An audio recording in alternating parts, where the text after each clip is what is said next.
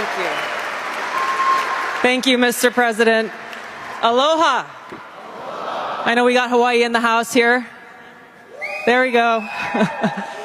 It is a privilege to be here with all of you, my brothers and sisters in uniform, especially on this day of all days.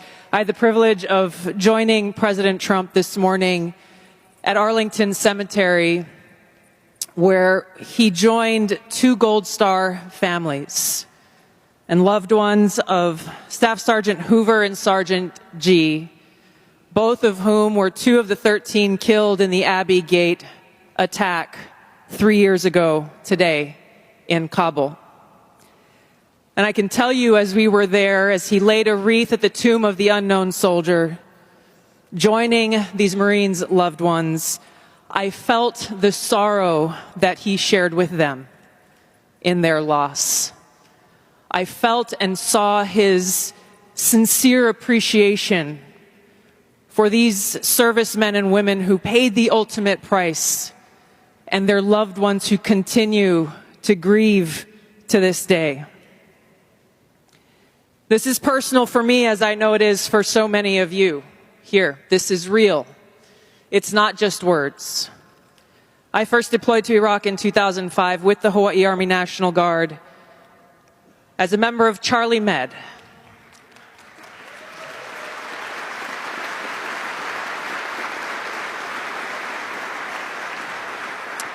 As those of you who were deployed during that time know, it was the height of the war, and sadly we took many casualties.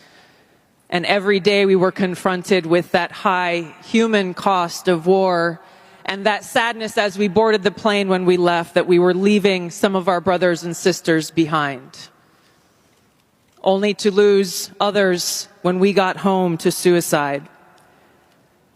So I mean what I say when I share with you that I know that President Trump understands the grave responsibility that a president and commander-in-chief bears for every single one of our lives. Whether you're a soldier, you're an airman, a Marine, sailor, or a coastie, he keeps us in his heart in the decisions that he makes. We saw this through his first term in the presidency, when he not only didn't start any new wars, he took action to de-escalate and prevent wars.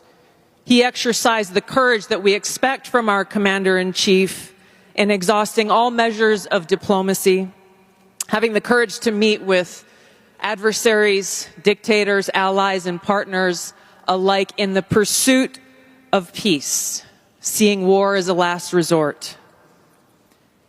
The truth is, as we head towards our decision as a country in November, the same cannot be said about Kamala Harris.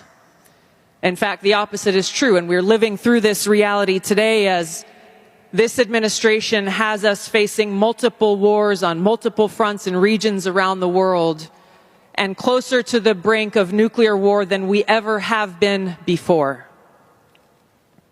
This is one of the main reasons why I'm committed to doing all that I can to send President Trump back to the White House, where he can once again serve us as our commander-in-chief.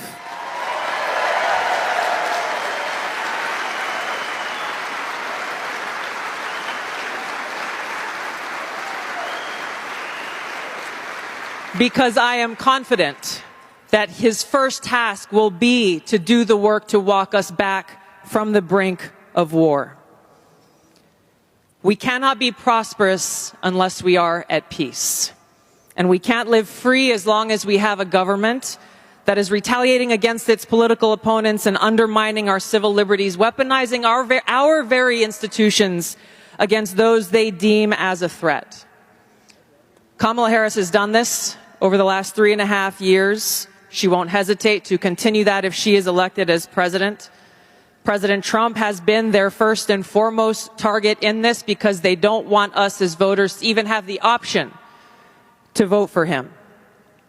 I've been their most recent target, added to a secret domestic terror watch list after exposing the truth about what kind of dangers we would face if Kamala Harris is elected as president.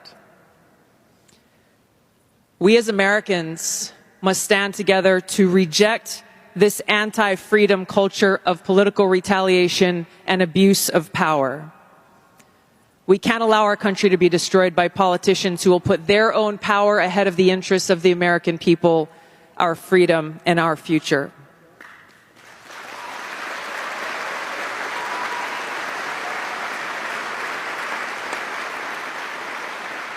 I am proud to stand here before you today, whether you're a Democrat, a Republican, or an independent.